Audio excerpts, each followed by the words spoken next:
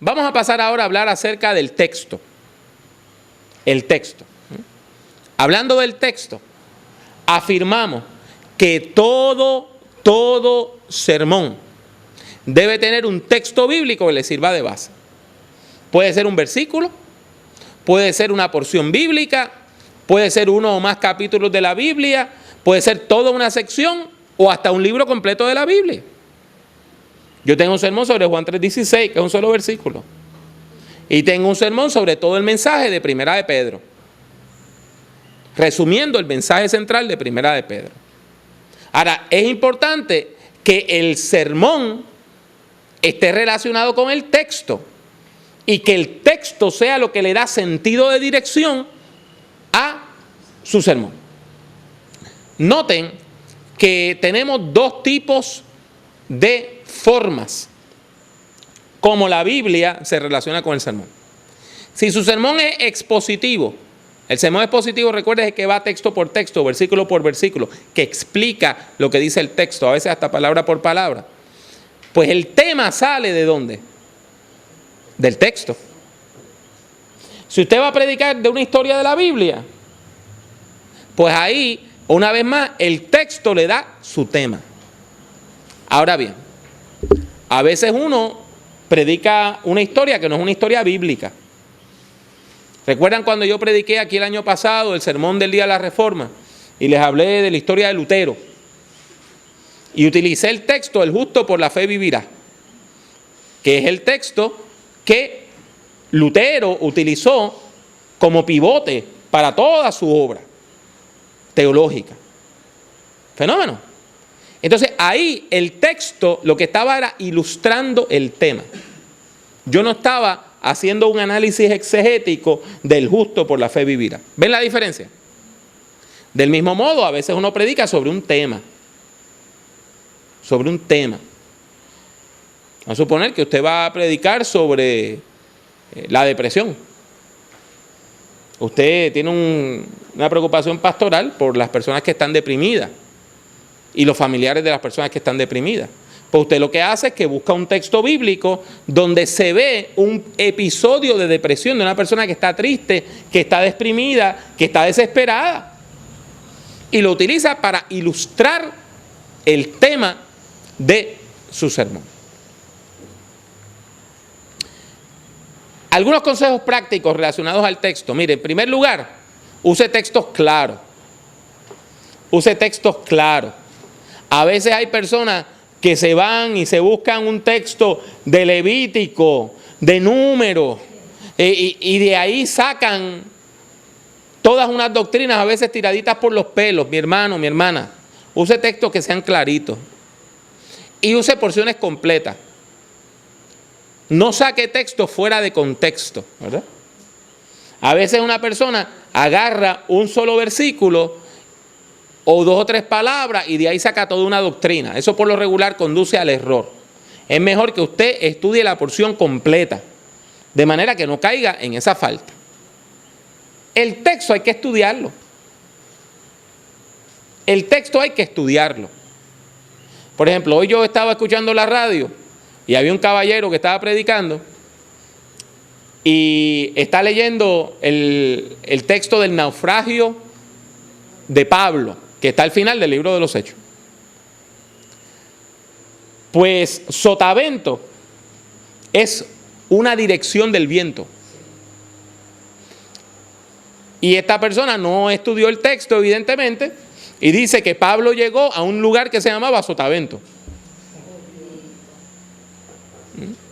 ¿Eh? Ese ejemplo es de hoy, fresquecito.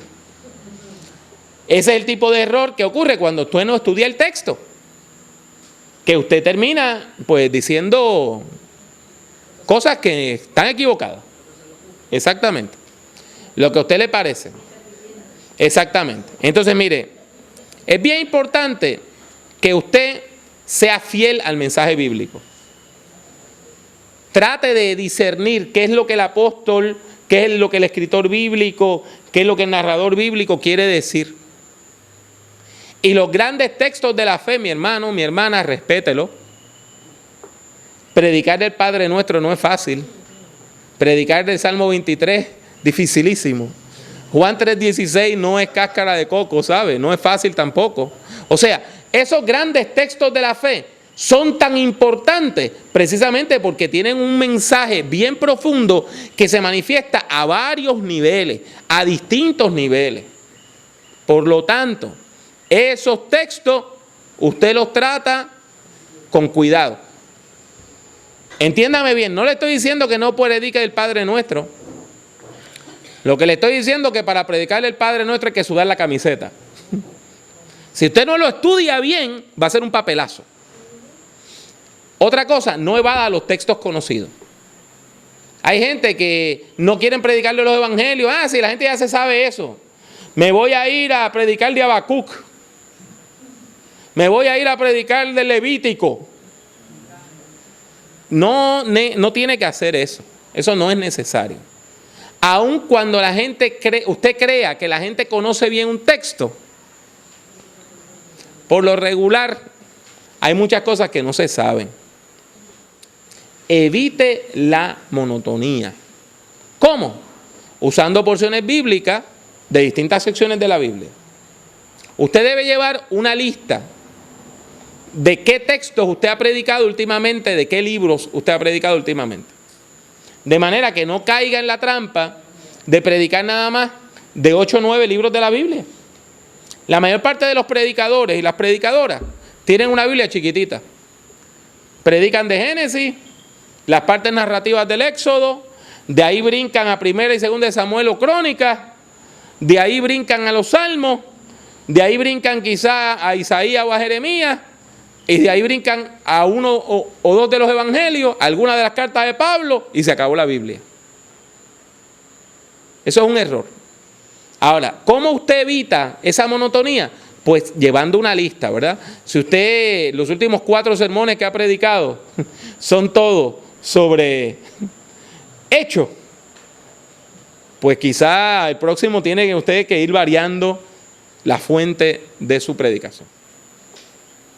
Si usted elige ese tema primero, busque un texto bíblico que represente ese tema de manera fiel. ¿Está bien?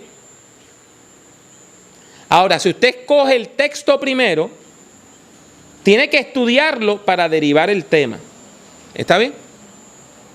Recuerde que en mi libro hay todo un capítulo sobre cómo se llega a la idea del sermón. Y ahí en ese capítulo se habla de que no es tanto si viene el tema primero o la Biblia primero, el texto bíblico primero. Yo le indico ahí que hay una matriz, hay un grupo una interacción entre un grupo de cosas. Por ejemplo, usted necesita llevar una vida devocional. Si usted no tiene una vida devocional, no va a encontrar de dónde sacar ideas. Usted tiene que orar y leer la Biblia. Usted tiene que estar conectado a una iglesia. Conectado a la iglesia. Usted me dirá que eso parece tonto decir eso en una clase de predicación. Hay personas que predican que apenas van a la iglesia. Y si van, no están involucradas. No, usted tiene que estar involucrada en la vida de la iglesia. Tercero, usted tiene que saber lo que está pasando en su tierra, en su país, leer el periódico, saber lo que está ocurriendo. Porque si no, ¿cómo entonces usted va a contextualizar, verdad? Y es importante entonces que usted se mantenga leyendo también libros teológicos, libros estudiando la palabra de manera formal.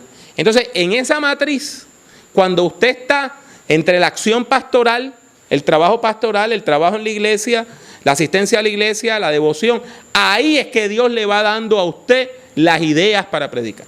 Amén.